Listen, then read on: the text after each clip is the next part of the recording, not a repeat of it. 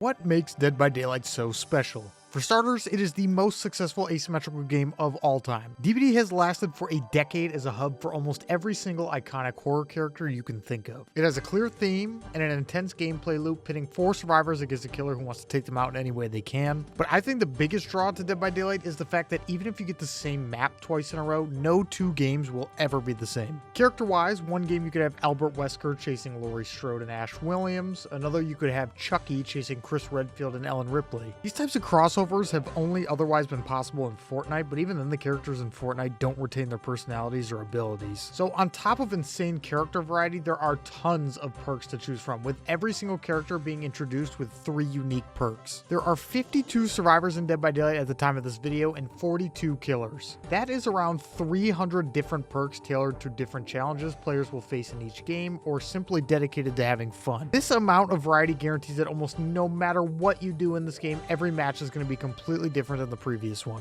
Even the maps have different RNG every time you load in on the majority of them, making sure that no 2 chases are ever the same. And going back to the gameplay loop, being chased as Survivor can be a total adrenaline rush, trying to make sure you buy as much time as possible for your team in order to get as many people out of the gates as you can. And again, there are so many ways to try and achieve this through different perks and items, with exhaustion, perks like finesse and resilience, using head-on with some friends, or even hook sabo builds. And as killer, you have access to some of the most satisfying abilities in any game I've ever played. The sound of a hunter's hatchet connecting with the survivor even after thousands of hours in this game still gives you that hit of dopamine every time.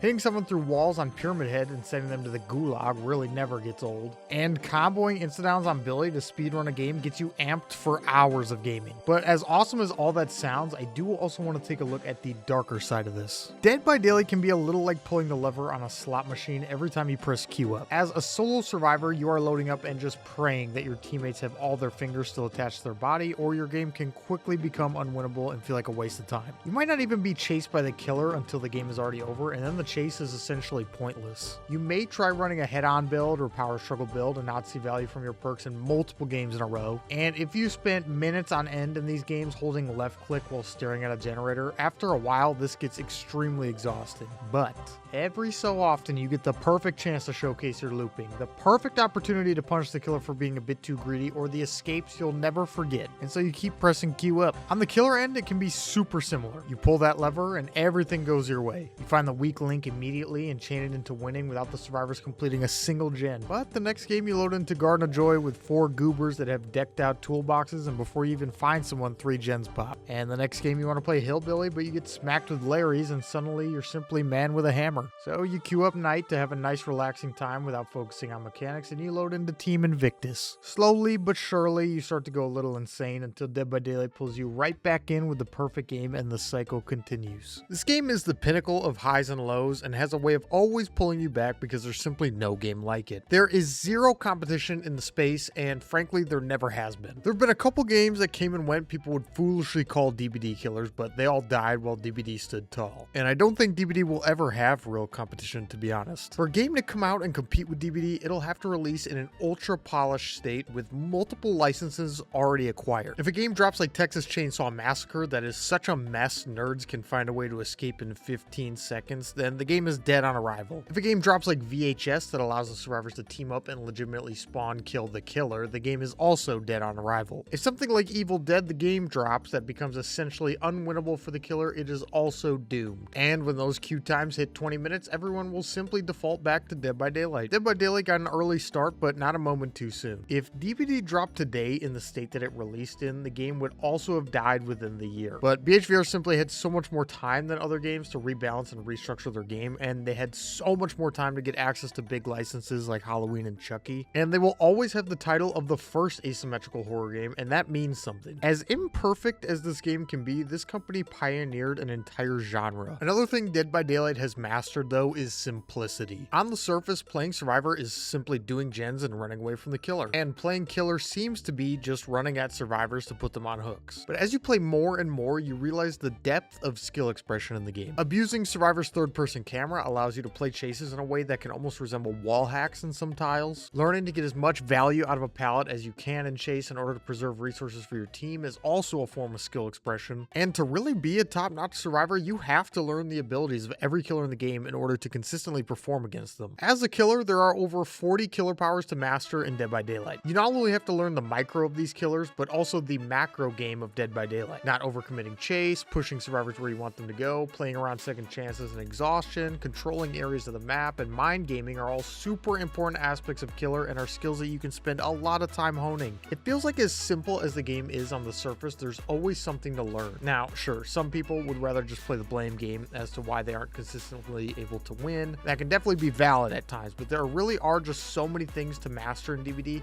that it's basically impossible to play a perfect game. And outside of the skill ceiling for DBD, if you are a horror fan, the second you try Dead by Daylight, it immediately hooks you. The ambiance, the intensity of being chased, even the tear radius of the killer gets your blood pumping. And as you learn and unlock new things in Dead by Daylight, you want more and more, and that's what Behavior is so good at giving. They release new chapters almost every 3 months, which means new killers, survivors, perks, and possibly maps 4 times a year. That is an insane amount of content constantly being churned out that allows these new additions to add a little bit of that feeling you had when you first played. Every time you hop on a new killer, it can feel a little like trying DBD for the first time again. That feeling of something new and fresh and trying to push their power to the maximum is super addicting. And Behavior is also great at constantly adding new extremely strong perks for Survivor that allow ridiculous amounts of build options for the role. Now, veteran players with thousands on thousands of hours would definitely prefer some balance changes, but that's a topic for another video. Behavior in recent years has also put a ton of effort into separate game modes like Chaos Shuffle and 2v8, which just completely changed the vibe of the game, and some people love them so much they don't stop talking about them until they put them back in rotation. As another side note that isn't something everyone cares about, DBD does a great job of world building by connecting different characters' lores and explaining why they would be in the realm in the first place. Even the way they introduced Jason into the game as far as lore was super cool, showing us that Unknown is essentially immortal and can always piece himself back together, and that Jason willingly joined the roster just so he could find more victims. Little nerdy, but main point being that DBD hasn't lasted as a top 20 multiplayer game this long for no reason. As much as this company can get wrong, they get a lot of stuff right. Some of my personal favorite moments gaming ever have been on this game, doing my killer win streaks when we went for 8 world records, and just getting to meet all of you guys. I actually met my girlfriend of the past 2.5 years through Dead by Daylight. I'm not trying to get super mushy here, but I think that's another thing that makes this game so special. How many different people it's brought together through their love of not only horror in general, but DBD itself. The game is super unbalanced, super buggy, and sometimes just straight up doesn't work, but Dead by Daylight is one of a kind. Allowing friends to hop on and be chased by their favorite horror icons while working together to beat them. The sheer amount of different licenses has made this game the melting pot of horror.